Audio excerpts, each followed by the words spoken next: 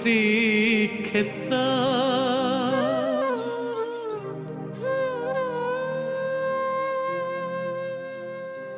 जय श्री जगन्नाथ। कोटि कैवल्यनाथ श्री जगन्नाथ को अनंत कोटि प्रणाम जनाई पवित्र पावन क्षेत्र श्री पुरुषोत्तम को प्रणाम जनाई आपण श्रोता मानंकु प्रणाम जनाई आरंभ करुछि रेडियो श्रीक्षेत्रर एई स्वतंत्र अर्घ्य रथ सप्तक। आज रथ सप्तकर चतुर्दश अध्याय रे आमे कथा हेबा लीला विधृत कलेवर को देई। यार रचयिता हेउछंती पद्मश्री संथ पुरुष श्री चंद्रशेखर रथ। प्रणम्य साहित्यिक श्री चंद्रशेखर रथंकु प्रणाम जनाई श्री जगन्नाथंकु प्रार्थना करी आरंभ करुछि आजिर अध्याय लीला विधृत कलेवर।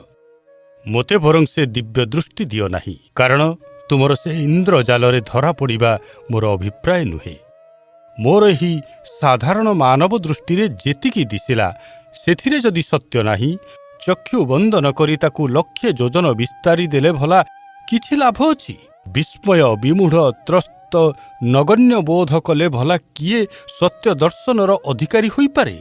दश दिशा परिव्याप्त सहस्रे सूर्य परि दुर्दर्श सहस्र बाहु सहस्र शीर्ष कराल दंतमुख लेलिहान जिह्वा महाकाल रूपको भୟରେ थरी थरी देखि देबारे मोर सेपरी कौनसी महार्ग उपलब्धि हेला परि लागु नाही। मो निजर कर्तृत्व किंबा कृतित्व भी सेथिरे किछि नाही। तुमर ही जोग बलरे ताहा मो प्रति अनुग्रह। आउ केही निज प्रयास बा तपस्यारे से रूप देखि पारि नाहांती सत। तुमे स्वयं न चाहिले केही से रूप दर्शन करि पारिबे नाही। देवता गंधर्व सिद्ध साधक तपस्वी केही पारिबे नाही, यहा भी सत्य।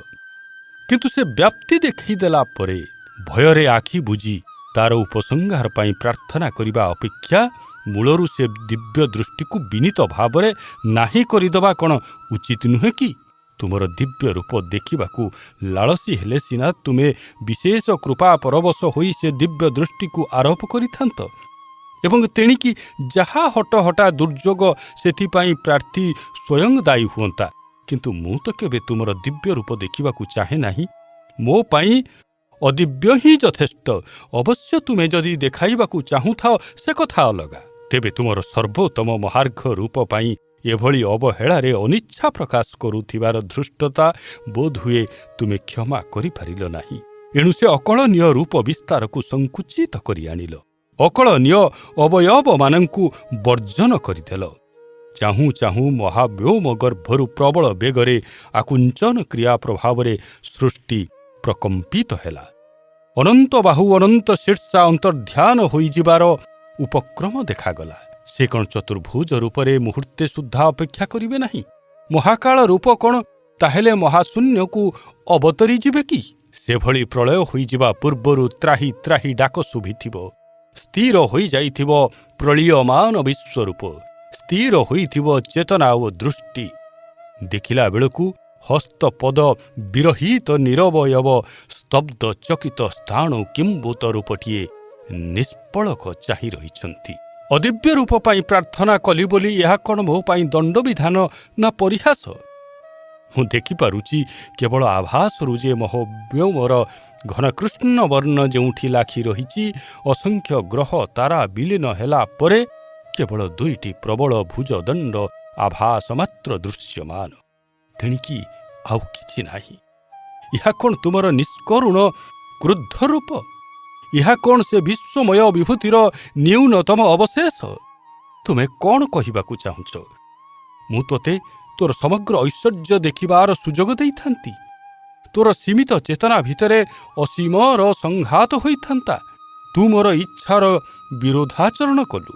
तू कृपार अयोग्य। तोते कौनसी सौम्य रूप प्राप्त हेब नाही। तो पाई एई मात्र यथेष्ट। शुणिबा हुअन्तु देवाधिदेव, मु छार किए तुम इच्छार विरोध करिबाकू? जार इच्छारे ए सचराचर ब्रह्मांड आतजात हेउछि। आकाशरे सूर्य चंद्र निलंबित, गंगाद्या नदी माने प्रवाहमाना। मु कोन ताकू रोधि पारिबि? मते जेउ स्वतंत्र चेतना, जेउ अन्य जेउ मनस्कता आउ विचार शक्ति देइछ, मु ताकू तुमरी इच्छारे ही प्रयोग करिथिली। प्रयोग करिबार संकल्प शक्ति मध्य तुमर ही दान। ମୋର ଇଚ୍ଛା ବୋଲି ସ୍ୱତନ୍ତ୍ର କିଛି ଅଛି କି? ଯଦି ଅଛି ତାକୁ ଅବହେଳା କରିବାର ଅଧିକାର କାହାରି ଅଛି କି? ତୁମ ଇଚ୍ଛାରେ ଶକ୍ତି ଅଛି। ମୋର ଇଚ୍ଛା ମାତ୍ର। ସେଥିପାଇଁ ମୋର ହିଁ ଇଚ୍ଛାର ବିରୋଧ ମୁଁ ଜୀବନ ସାରା ସହି ଆସିଛି। ଯାହା ଚାହିଁଛି ତାହା ପାଇନାହିଁ, ଯାହା ପାଇଛି ତାହା ଚାହିଁ ନାହିଁ। ମୋର ତାହା ହିଁ ଦୁଃଖ। ମୋର ହିଁ ଇଚ୍ଛାର ଅବମାନନା ହୋଇ ଚାଲିଥାଏ ଦୁଃଖ, ଶୋକ, ଭୟ ଏବଂ ଯାତନାରେ। ସେସବୁ ଅଯାଚିତ ଆସି ମୋତେ ବିମର୍ଦିତ କରି ଚାଲିଯାଆନ୍ତି। ମୁଁ ତ୍ରାହି ତ୍ରାହି ଡାକେ। ଇଚ୍ଛା କରେ ସେମାନଙ୍କର ଅବସାନ। ଇଚ୍ଛା କରୁଥାଏ ତୁମର ଆବିର୍ଭାବ, ତୁମ କରୁଣାର ଶିଖର ବିନ୍ଦୁ। କିନ୍ତୁ ମୋ ଇଚ୍ଛାରେ ଶକ୍ତି ନଥାଏ। ଏଣୁ କିଛି ହୁଏ ନାହିଁ। ଇଚ୍ଛାରେ ହିଁ ରହିଯାଏ। ଅଯାଚିତ ଯାତନା ପରି ଅଯାଚିତ କରୁଣା ମଧ୍ୟ ଏକ ଅତ୍ୟାଚାର। ମୁଁ ଚାହିଁ ନାହିଁ ତୁମ ଦିବ୍ୟ ରୂପ, ଚାହିଁ ନାହିଁ ମୋତେ ତୁମ ଦିବ୍ୟ ଦୃଷ୍ଟି ଦେଇ ଅଭିଭୂତ କରିବାକୁ। ମୋର ଇଚ୍ଛା ନାହିଁ ବୋଲି କହିଦେବା କ'ଣ ଅପରାଧ? ତୁମେ ତ ତାକୁ ଅବଲୀଳା କ୍ରମେ ଉଲ୍ଲଙ୍ଘନ କରି ମୋ ଉପରେ ମଡ଼ଇ ହୋଇ ପଡ଼ିଥାନ୍ତ। ରେ ନିର୍ବୋଧ, ତୁ ଜାଣୁନା କ'ଣ କହୁଛୁ, କ'ଣ ଚାହୁଁଛୁ? ମୋର ଦୁର୍ଲଭ କୃପା ଲାଭ କରି କୃତାର୍ଥ ଅନୁଭବ କର। ମୁଁ ତଥାପି ଏ ବଳାତ୍କାର ସ୍ୱୀକାର କରିନଥାନ୍ତି। ଅନନ୍ୟ ଉପାୟ ହୋଇ ସେ ହୃତ୍କମ୍ପନକାରୀ ପ୍ରବଳ ଶକ୍ତି ପାଖରେ ପରାସ୍ତ, ବିମର୍ଦିତ, କ୍ଳାନ୍ତ, ବିମୂଢ଼ ହୋଇଥାନ୍ତି ସତ, କିନ୍ତୁ ଘୋର ଅନିଚ୍ଛା ସତ୍ତ୍ୱେ। ମୁଁ ସତ କହୁଛି, ମୁଁ ଅପ୍ୟାୟିତ, କୃତାର୍ଥ, ପୁଲକିତ ହୋଇପାରିନଥାନ୍ତି। ତୁମେ ମୋତେ ଭୟାର୍ତ୍ତ, ସ୍ତମ୍ଭିତ, ଅସହାୟ କରିବାକୁ ଚାହଁ। ମୁଁ କିନ୍ତୁ ଚାହିଁବି ମୋହିତ, ସୁରଭିତ, ପୁଷ୍ପିତ ବୋଧ କରିବାକୁ। ସମଭୂମିରେ ତୁମର ସାନ୍ନିଧ୍ୟ, ଆଶ୍ଲେଷ ଲାଭ କରିବାକୁ। ଏଭଳି ଚାହିଁବା କ'ଣ ତୁମର ଅବମାନନା? ଅସୀମକୁ ସୀମିତ, ବନମାଳା ମଣ୍ଡିତ କରିବା କ'ଣ ଅପରାଧ? ତୁମେ ମୋର ଇଚ୍ଛାକୁ ଲଙ୍ଘନ ତ କଲ ନାହିଁ, ତାର ନିଭୃତ ଆବେଦନକୁ ସୁଦ୍ଧା ସ୍ୱୀକାର କଲ ନାହିଁ। ଭୟାର୍ତ୍ତ ପ୍ରାଣୀଟିଏ ନିଷ୍କ୍ରିୟ ହୋଇଯାଏ, ସମର୍ପିତ ହୁଏ ନାହିଁ। ପ୍ରେମରେ ହିଁ ସେ ସମର୍ପିତ ହୋଇଯାଏ। ମୁଁ ତ ଚିରକାଳ ତୁମର। ମୁଁ କେବଳ ଚାହିଁଥିଲି ମୋତେ ତୁମେ ଅଙ୍ଗୀକାର କରିବାକୁ, ବଳାତ୍କାର କରିବାକୁ ନୁହେଁ। ତାହା ମୋ ପାଇଁ ଅପମାନ, ତୁମ ପାଇଁ ଅଶୋଭନୀୟ। ଏଣୁ କହିଥିଲି, ସେ ବିପୁଳ ବିରାଟ ବିକଟାଳ ରୂପକୁ ନେଇ ମୁଁ କ'ଣ କରିବି? ମୋତେ ବରଂ ଅଦିବ୍ୟ ରୂପରେ ଦେଖାଦିଅ। ତୁମେ ହୁଏତ କ୍ରୋଧ କରିନାହଁ, କାରଣ ସେ ବିରାଟ ମହାକାଳ ଭାବରେ ଥାଇ କ୍ରୋଧ କରିଥିଲେ ଏ ସୃଷ୍ଟି ଜଳି ଯାଇଥାନ୍ତା। ତୁମେ ତାହେଲେ କ'ଣ ଅଭିମାନ କରିଛ? ବାଳୁତଟିଏ ସତେ ବା ବାଘ ମୁଖା ପିନ୍ଧି ଗର୍ଜନ କରି ମାଡ଼ି ଆସିଲା ବେଳେ ଆଶା କରିଥାଏ ଏ ପକ୍ଷରୁ ଭୟଭୀତ ହୋଇ ସାଙ୍କୁଡ଼ି ଯିବାର ପ୍ରତିକ୍ରିୟା। କିନ୍ତୁ ଯଦି ସେ ମୁହଁ ଆଡ଼ କରି କହିଦିଏ, ନା, ମୋର ଏସବୁ ପ୍ରୟୋଜନ ନାହିଁ, ମୁଁ ଚାହେଁ ନା ତୋର ବାଘ ରୂପ, ତାହେଲେ ଲୀଳାପ୍ରବଣ ଶିଶୁ ନିଶ୍ଚୟ ଅଭିମାନରେ ଫାଟି ପଡ଼ିବ, ଫିଙ୍ଗିଦେବ ମୁଖା ଆଉ ଆବରଣ। ଗୋଟାଏ କୋଣରେ ହାତ ଗୋଡ଼ ଲୁଚେଇ ରୁଷି ବସିବ, ଢଳ ଢଳ ଆଖିରେ ଚାହିଁ ରହିବ ଶୂନ୍ୟକୁ। ତେବେ କ'ଣ ନୀଳକନ୍ଦର ଭିତରେ ତୁମେ ହାତ ଗୋଡ଼ ଅପ୍ରକଟ କରି ରୁଷି ବସିଛ ପ୍ରଭୁ? ତୁମର ଲୀଳା ଭଙ୍ଗ କଲି ବୋଲି ରାଗ ରୋଷରେ କିଛି କହିବି ନାହିଁ, କିଛି ଶୁଣିବି ନାହିଁ, କୁଆଡ଼େ ଘୁଞ୍ଚିବି ନାହିଁ ଭଙ୍ଗୀରେ ଏମିତି ଚୁପଚାପ ଚାହିଁ ରହିଛ। ଆଉ ସାମାନ୍ୟ ଦ୍ରବିଗଲେ ହୁଏତ ଆଖିରୁ ଧାର ଧାର ଉଷ୍ମ ଅଶ୍ରୁ ବର୍ଷିଯିବ, ଅଧର କମ୍ପି ଉଠିବ। ମୁଁ ଯଦି ହାତ ଓଠ ଧରିବାକୁ ବିଗ୍ରହ ଛୁଇଁ ଦିଏ, ଯଦି ଅପ୍ରକଟ ଆବରଣକୁ ଅପସାରିତ କରିବାର ଚେଷ୍ଟା କରେ, ତାହେଲେ ଆହୁରି ରୁଷିବାକୁ ମୋତେ ଛିଞ୍ଚାଡ଼ି ଦେବାର ପ୍ରୟାସରେ ହିଁ ତୁମେ ପ୍ରକଟିତ ହୋଇଯିବ। ସ୍ଥାଣୁ ଅଚଳ ଭଙ୍ଗୀରେ ସଚଳ ଲୀଳା ଭାବ ଆସିଯିବ। ତାହା ହିଁ ହେବ ମୋ ପାଇଁ ପରମ ସୌଭାଗ୍ୟ। ମୁଁ ତୁମର ଅନନ୍ତ କୋଟି ବିଶ୍ୱରୂପ ସହସ୍ରେ ବାର ଦେଖିବାକୁ ପ୍ରତିଶ୍ରୁତି ଦେଉଛି। ଆଉ ତୁମର ଲୀଳା ଭଙ୍ଗ କରିବି ନାହିଁ। ସେଥିରେ ମୋତେ ଭୀତତ୍ରସ୍ତ ହୋଇ ସହସ୍ରେ ବାର ମରିବାକୁ ହେଲେ ମଧ୍ୟ ତାହା ମୋର ବରଣୀୟ। କେବଳ ଗୋଟିଏ ମାତ୍ର ଆଶା ଯେ କେବେ ଏ ଦିବ୍ୟ ଲୀଳାରୁ ମନ ଓହରି ଗଲେ ତୁମେ ହୁଏତ ମୋର ସୁକୁମାର ଇଚ୍ଛାଟିକୁ ପୂରଣ କରିବ। ତୁମର ସୌମ୍ୟ ରୂପ ଦେଖିବା ମାତ୍ରେ ଏ ବନମାଳା ଅର୍ପଣ କରିବାକୁ ଅପେକ୍ଷା କରି କରି ବାରମ୍ବାର ତୁମ ବିଶ୍ୱରୂପର ଅଗ୍ନି କଟାହରେ ଝାସ ଦେଉଥିବି। ବିମୂଢ଼ ହୋଇ ଚାହୁଁଥିବି ସହସ୍ର ଶୀର୍ଷା ପୁରୁଷଙ୍କୁ। କାହା ଗଳାରେ ମାଳା ମଣ୍ଡନ କରି ନ ପାରି ସେଇ ମାଳାକୁ ତୋଳି ଧରି ନିଜକୁ ବିସର୍ଜନ କରି ଚାଲିଥିବି। ତୁମର କ'ଣ କେବେ ହେଲେ ମାଧୁର୍ଯ୍ୟ ପ୍ରକଟ ହେବ ନାହିଁ? ତୁମର ସେ ନିଶ୍ଚଳ ଚାହାଣୀରେ ତୁମେ କହିଲା ପରି ବୋଧ ହେଉଛ, ମୁଁ ଆଉ ଜମା ପ୍ରକଟିତ ହେବି ନାହିଁ। ଏମିତି ନିଶ୍ଚଳ ବସି ରହିବି ଅନନ୍ତ କାଳ। ଦିଶୁଥିବି, ଦିଶୁ ନଥିବି, ଶୁଣୁଥିବି, ଶୁଣୁ ନଥିବି, ଦେଖୁଥିବି, ଦେଖୁ ନଥିବି। ତୁ ମୋର କୌଣସି ଅବୟବ ଖୋଜି ପାଇବୁ ନାହିଁ। ଅପ୍ରକଟର ଅନ୍ତରାଳରେ ମୁଁ ତୋତେ ଧରା ଦେବି ନାହିଁ। ତୋ ଫୁଲମାଳ ପାଇଁ ମୋର ଗଳା ନାହିଁ। ତୁ ତାକୁ ଧରି ଠିଆ ହୋଇଥା ଯେତେ କାଳ ଚାହୁଁଛୁ। ତୋ ସାଙ୍ଗେ ମୋର କଟି। ତୁ ମୋର ଶ୍ରଦ୍ଧା ଭାଙ୍ଗି ଦେଇଛୁ। ତୁ ଯାହା କହିଲେ ବି ମୁଁ ଆଉ ତୋ ସହିତ ଖେଳିବାକୁ ରାଜି ନୁହେଁ। ଏଭଳି ନିରାଶ ବାକ୍ୟ କହିବା କ'ଣ କରୁଣାବନ୍ତଙ୍କୁ ଶୋଭା ପାଉଛି? ତୁମେ କ'ଣ ସବୁବେଳେ ମହାକାଳ ରୂପରେ ଲୋକକ୍ଷୟ କରିବାକୁ ଉଦ୍ୟତ ହୋଇ ରହିଥିବ, ନା ଏମିତି ଋଷି ବସିଥିବ ଏବଂ ଚାହିଁ ରହିଥିବ ଶୂନ୍ୟକୁ? ଏ ଜୀବାତ୍ମାକୁ ଯଦି ତୁମର ବିବିଧ ଲୀଳା ପାଇଁ ସହଯୋଗୀ ବୋଲି ସ୍ୱୀକାର କରୁଛ, ତାର ଇଚ୍ଛା ଅନିଚ୍ଛାକୁ ହତାଦାର କରିବାରେ କ'ଣ ଲୀଳା ରସର ପରିପୁଷ୍ଟି ହେଉଛି ପ୍ରଭୁ? କୁରୁକ୍ଷେତ୍ରର ଖେଳ କ'ଣ କାଳିନ୍ଦୀ ତଟର ଉପଯୁକ୍ତ? ସମସ୍ତେ ତ ପୁଣି ଧନୁର୍ଦ୍ଧର ପାଣ୍ଡବ ନୁହନ୍ତି, କିମ୍ବା ତୁମର ଦୁର୍ଲଭ ସଖାପଣର ଅଧିକାରୀ ନୁହନ୍ତି। ମହାହବର ନରମେଧ ଯଜ୍ଞରେ ତୁମର ନିମିତ୍ତ ହେବା ପାଇଁ କ'ଣ ଜୀବାତ୍ମାମାନେ ଅଧିକାରୀ? ଟିକିଏ ସ୍ଥିର ଚିତ୍ତରେ ଚିନ୍ତା କଲ ଦେଖି। ତୁମକୁ ଲୀଳା କରିବାକୁ କେହି କ'ଣ ବାଧ୍ୟ କରେ? ତୁମେ ହିଁ ଅନନ୍ତ କୋଟି ଜୀବମାନଙ୍କ ଭିତରେ ପ୍ରତ୍ୟେକକୁ ସ୍ୱତନ୍ତ୍ର ଲୀଳାରେ ତୁମ ସହିତ ଖେଳିବାର ସୁଯୋଗ ଦେଇଥାଅ। ସେ ଖେଳି ଚାଲିଥାଏ।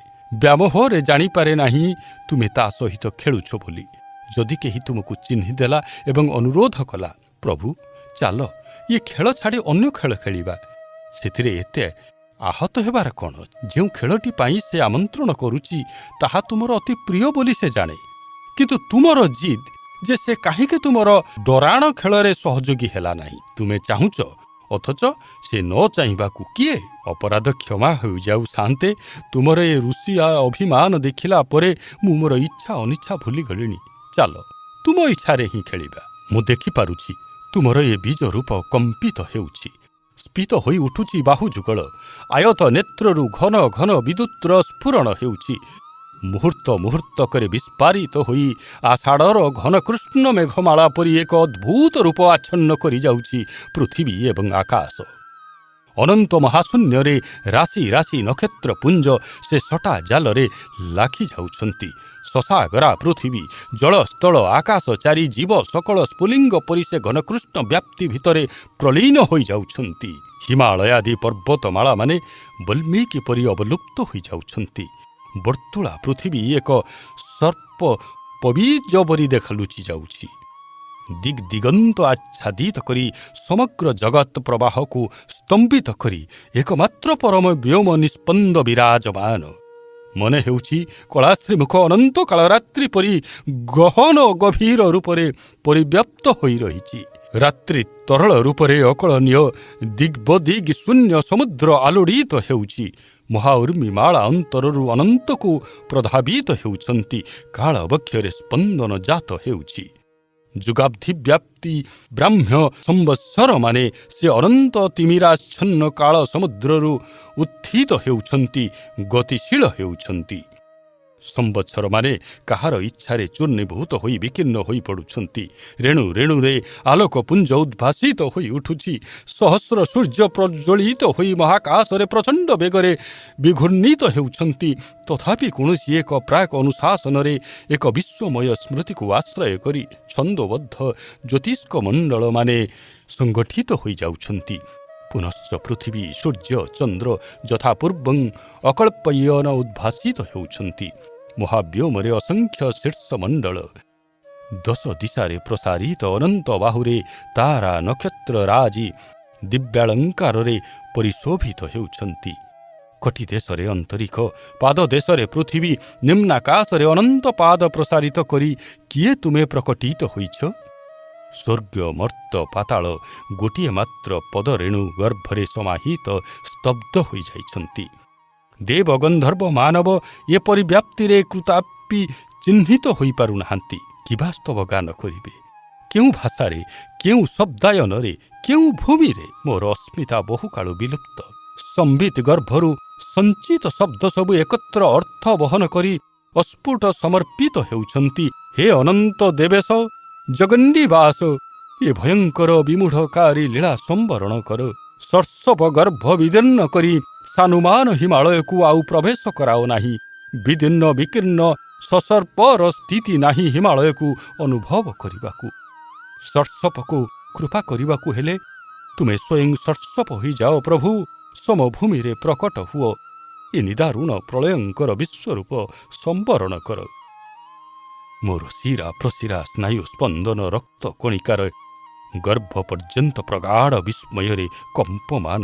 ଚକ୍ଷୁ କର୍ଣ୍ଣ ନାସା ଅବୟବାଦୀର ସ୍ଥିତି ବିଷୟରେ ବିଶ୍ୱାସ ଅବଲୁପ୍ତ ସ୍ୱତନ୍ତ୍ର ସତ୍ତାଟିଏ ମୁଁ ସ୍ପନ୍ଦିତ ହେଉଛି ବୋଲି ଅନୁଭବ ହେଉନାହିଁ।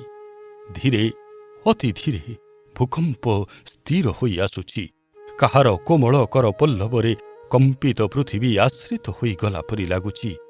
କିଏ ସେ ତୁଳି ଧରୁଛି ଏ ଜ୍ୱରାକ୍ରାନ୍ତ ପୃଥିବୀକୁ?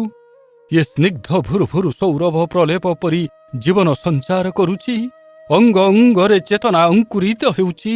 ମଧୁଗନ୍ଧରେ ଘ୍ରାଣ ଅଭ୍ୟନ୍ତରକୁ ସୁରଭିତ କରୁଛି।